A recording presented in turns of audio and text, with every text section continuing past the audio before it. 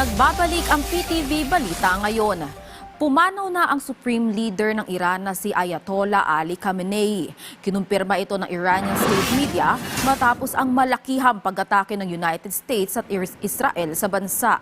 Inilunsad ang mga bagong pag-atake kahapon na tahasang tumarget kay Khamenei at sa iba pang matataas sa pinuno ng Iran. Nawasak sa pag-atake ang kanyang tirahan at mga opisina sa Tehran na kapital ng bansa. Ayon kay US President Donald Trump, magpapatuloy ang matinding pagbobomba sa buong linggo.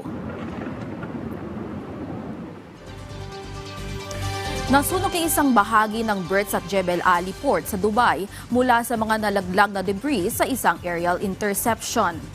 Ayon sa Dubai Media Office, kaagad namang rumesponde ang mga kawani ng Dubai Civil Defense at patuloy ang kanilang operasyon para maapula ang apoy. Wala namang naitalang sugatan sa insidente. Inaasahan naman na maglalabas pa ng karagdagang detalye ang mga otoridad sa mga susunod na oras. At yan ang mga balita sa oras na ito. Para sa iba pang updates, i-follow at like kami sa aming Facebook at X sa PTVPH. Ako si Vel Custodio para sa Pambansang TV sa Bagong Pilipinas.